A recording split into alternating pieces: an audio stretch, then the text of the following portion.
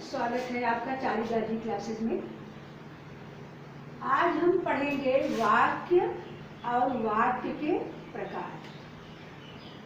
वैसे तो आप वाक्य जानते हैं कि शब्दों के सार्थक समूह को वाक्य कहते हैं, पर यहाँ पर ये जो वाक्य है, वैसे तो हमारा वाक्य आपका जो सकारात्मक, नकारात्मक, प्रश्नवाचक ये वाक्य है, लेकिन रचना के आधार पर वाक्य जो होगा एक रचना के आधार पर होगा और एक होगा हमारा अर्थ की दृष्टि से। अर्थ की दृष्टि से और रचना के आधार पर वाक्य हमारा तीन प्रकार का है। रचना के आधार पर सरल वाक्य, संयुक्त वाक्य और मिश्र वाक्य। अभी हम अर्थ की दृष्टि से नहीं चल रहे, अभी हम चल रहे हैं जो रचना के आधार पर वाक्य है, तीन प्रकार का। तो आज हम लोग सरल वाक्य के बारे में अध्ययन करेंगे। सरल वाक्य वो है जिसमें केवल एक ही क्रिया होती है, यानी मुख्य क्रिया। मुख्य क्रिया केवल एक होती है। जैसे राम आया, इसमें एक ही क्रिया है मुख्य, आया, ये सरल वाक्य है। फिर राम अपने घर से आया, फिर भी क्रिया एक ही है। इसका विस्तार होता जाएगा, वाक्य का विस्तार भी होगा, लेकिन क्रिया आपकी मुख्य क्रिया एक ही रहेगी।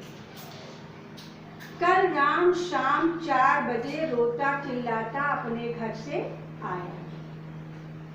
रोता चिल्लाता, हालांकि भी उसकी क्रिया हुई, लेकिन मुख्य क्रिया आया। तो ये देखा आपने कि सरल वाक्य में केवल एक मुख्य क्रिया होती है, पर कुछ और भी जानकारी इसके बारे में होती है। 2 पद वाली भी क्रिया इसमें हो जाती है। जैसे वह पढ़ने जाता है, वह पढ़ने जाता है, इसमें आपका जाता और है ये 2 क्रियापद, तो 2 पद वाली क्रिया है। फिर आपका आगे आइए, जैसे वह बड़बड़ाता जा रहा था,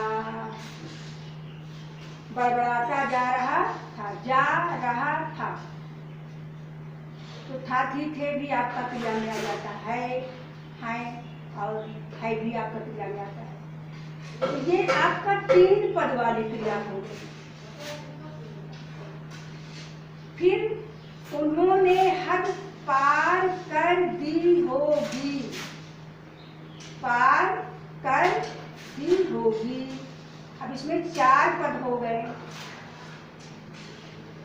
अब देखो नीचे वाली में सुरेंद्र हंसता हुआ जा रहा था, अभी 5 पद वाली क्रिया है। अभी हम लोग मुख्यतः पढ़ते थे कि सरल वाक्य में केवल एक मुख्य क्रिया होती है और वाक्य का विस्तार भले ही होता है, लेकिन क्रिया मुख्य एक ही होती है। ये हम लोगों ने पढ़ा। अब आपने इसमें देखा कि क्रियापद जो है आपका 2 भी हुआ और 3 भी हुआ, 4 भी हुआ और 5 भी। तो इसमें ये जो क्रिया है तो ये क्रिया, लेकिन हमारा आशय जो होता है वो मुख्य क्रिया से होता है, क्योंकि जो वाक्य है हमारा मुख्य क्रिया की पहचान कि जो सरल वाक्य है तो वो मुख्य क्रिया से समाप्त होता है। जैसे था, वो भी था, है, तो जो मुख्य क्रिया से समाप्त होगा वही क्रिया मानी जाएगी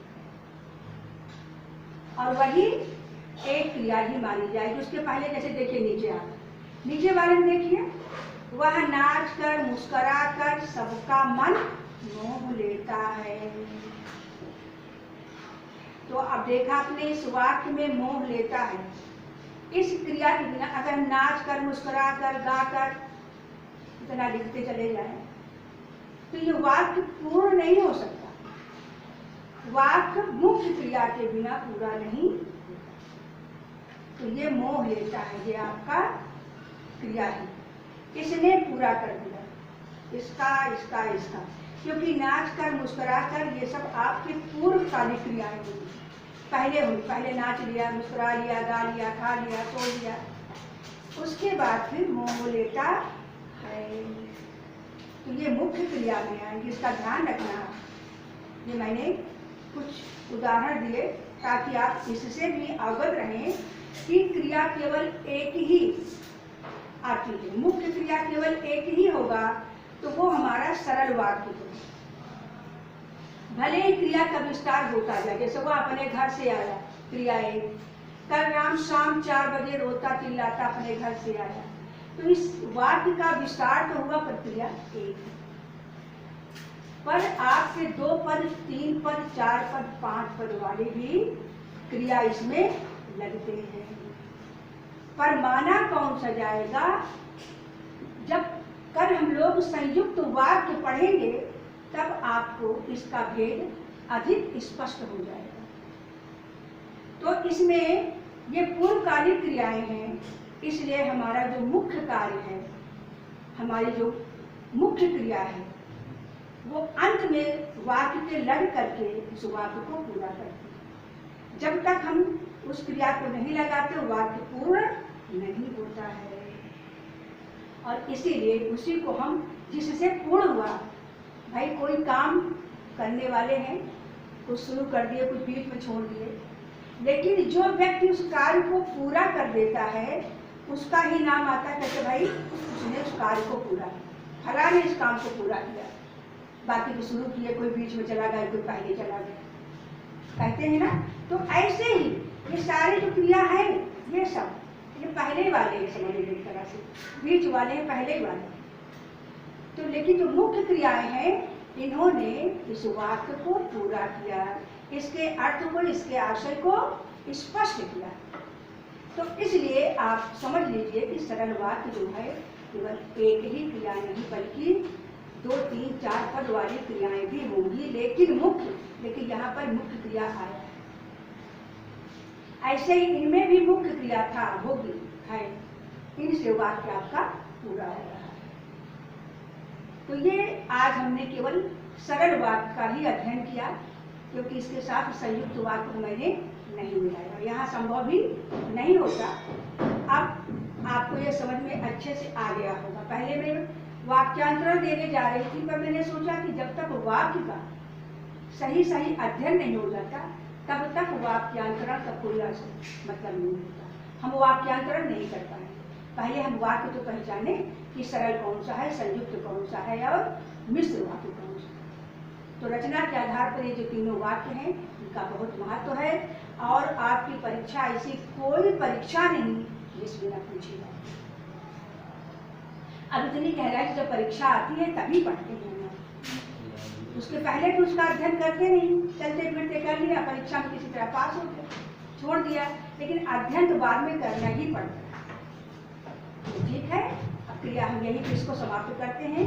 अब इस क्रिया के बारे में आप याद रखिएगा, मुख्य क्रिया ही जो आपका है वही मुख्य मानी जाएगी वाक्य की, और उसी से सरल वाक्य की पहचान।